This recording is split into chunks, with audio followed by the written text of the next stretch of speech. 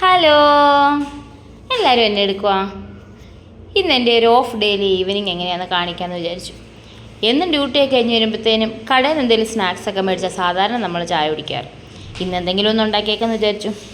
സ്പെഷ്യലൊന്നും അല്ല കേട്ടോ. നമ്മൾ പണ്ട് സ്കൂളൊക്കെ വിട്ട് വരുമ്പോൾ നമ്മുടെ അമ്മമാർ നമുക്ക് ഉണ്ടാക്കി തന്നുകൊണ്ടിരുന്ന ഒരു സാധനം തന്നെ. കുറച്ച് ഗോതമ്പൊടിയും കുറച്ച് ശർക്കരയും കുറച്ച് തേങ്ങയും. എൻ്റെ തയ്യാറെടുപ്പുകളൊക്കെ കാണുമ്പോൾ നിങ്ങൾ വിചാരിക്കും ഞാനേതാണ്ട് വലിയ സംഭവം ഉണ്ടാക്കാൻ പോവുകയെന്ന്. അത്ര വലിയ കാര്യമൊന്നുമല്ല കേട്ടോ. പിന്നെ നമ്മൾ ആൾ കുറവായതുകൊണ്ട് കുറച്ചേ എടുത്തിട്ടുള്ളൂ.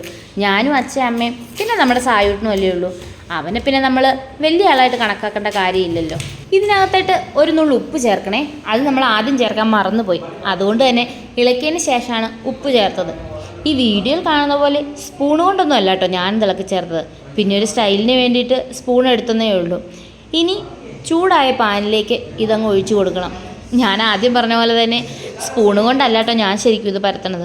കൈ കൊണ്ടാണ് സാധാരണ പരത്താറ്. പിന്നെ വീഡിയോ ഒക്കെ എടുക്കുമല്ലോ, ഒരു സ്റ്റൈലൊക്കെ ആയിക്കോട്ടെ എന്ന് ഓർത്തുകൊണ്ട് ഞാൻ വെറുതെ സ്പൂൺ വെച്ച് പരത്തിയെന്നേ ഉള്ളൂ. ഇനി ഇത് മറിച്ചിട്ടെടുക്കണം. വേവാൻ ഒരു ഇച്ചിരി സമയം എടുക്കത്തുള്ളൂ കേട്ടോ. ഇതിൻ്റെ ഈ കറുത്ത ഭാഗം കണ്ടിട്ട് കരിഞ്ഞു പോയതെന്നാലും വിചാരിക്കേണ്ട കേട്ടോ. ശർക്കര ചേർത്തത് കൊണ്ടാണ് അങ്ങനെ ഇടയ്ക്കിടയ്ക്ക് കറുത്ത കുത്തുകുത്ത് വന്നത്. ഇനി ഒരു നല്ല കട്ടൻ ചായയും ചേർത്ത് ഇതങ്ങോട്ട് കഴിക്കണം. അങ്ങനെ ഞങ്ങളുടെ 4 മണി പലഹാരം ഇതൊക്കെയാണ്. എത്രയാണെന്ന് പറഞ്ഞാലും ബേക്കറി പലഹാരത്തേക്കാളും എപ്പോഴും നല്ലത് നമ്മൾ വീട്ടിലുണ്ടാക്കുന്ന ഓരോരോ കുഞ്ഞു ചായക്കടികളല്ലേ. അപ്പം ഞങ്ങൾ ചായ കുടിക്കട്ടെ, ഇനി നിങ്ങളും ചായ കുടിച്ചോ. എന്നാൽ ശരി, ഓക്കെ, ബൈ ബൈ.